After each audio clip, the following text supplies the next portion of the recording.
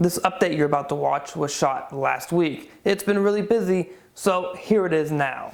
I'm Matthew Morris, Wood Studios. Today is Monday, March 7th, which means it's time for another weekly shop update.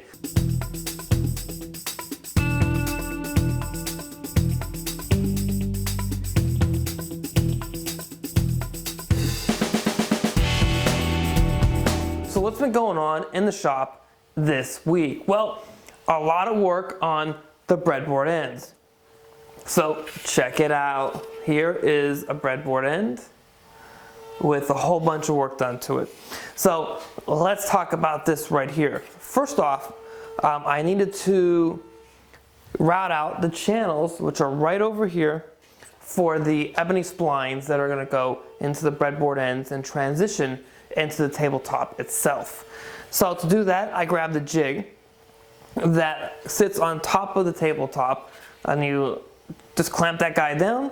So after you make a couple of passes, you have your mortise here and here for your ebony spline. What's really great about this jig is it uses a guide bushing to control its travel within this little window on the jig, and that allows you to not deviate in any direction and just make a nice straight groove. Now you make two different depths of cuts here. One is for the tabletop and the other is for the breadboard ends. The breadboard ends are a little bit deeper, and that allows for expansion and contraction of the tabletop and the breadboard ends. After that, I squared up the two sides of where the ebony splines will be with the breadboard ends still attached to the tabletop, and then it was time to take the breadboard ends off of the tabletop and get to laying out very precise locations so I could do my routing.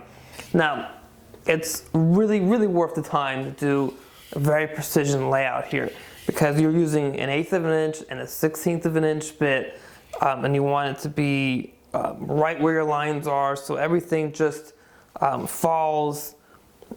It's all symmetrical. It matches the design pattern that you're looking for, and everything lines up. Once you get those, then it's time to actually route these guys out. So this is where I get into using some smaller router bits than normal. So this path here, this little channel down the center, this is cut with an 1/8 of an inch router bit. And this is where some oak is going to go, right down the center. And this is kind of an interpretation of the Tree of Life pattern. And this is one that I used in the small little side table that I built last year or the year before, whatever it was, and I've just scaled it up for this. That way all the pieces from the living room all match. Now I bought my silver to perfectly match my router bit.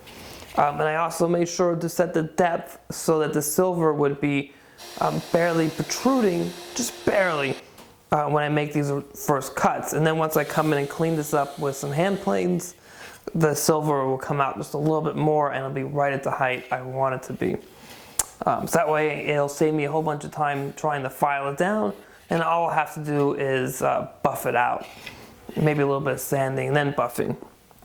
And then after routing these guys out here, then I move my focus on to where the plugs are going to go right here. Now there are 3 plugs, and 2 of them are located away from where the mortise is, right over here. Now, in order to do this work, I made sure to put, where the mortise is, I made sure to put a filler piece that I had milled up to the exact thickness of the mortise for the tenon.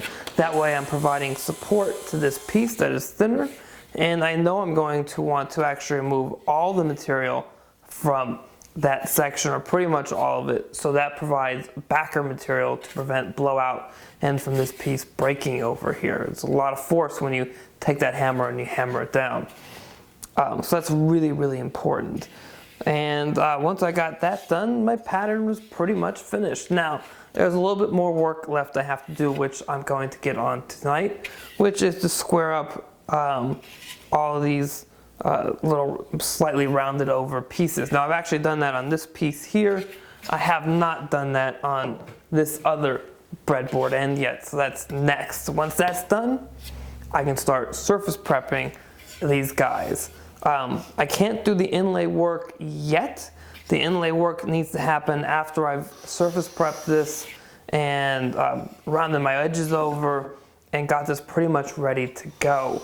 Then I can do my final bit of work for getting the silver, the oak, and I believe I'm going to use some Brazilian cherry for the 1/4" plugs up here.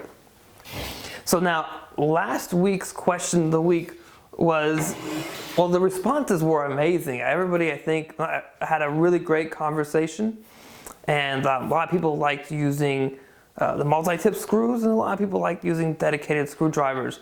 And I was just so happy to see so many people making comments and participating in the comment section of that video. That was a lot of fun. So my question to you guys for this week is this: have you ever experimented with inlay in your pieces? And if so, have you ever used metals or other types of woods?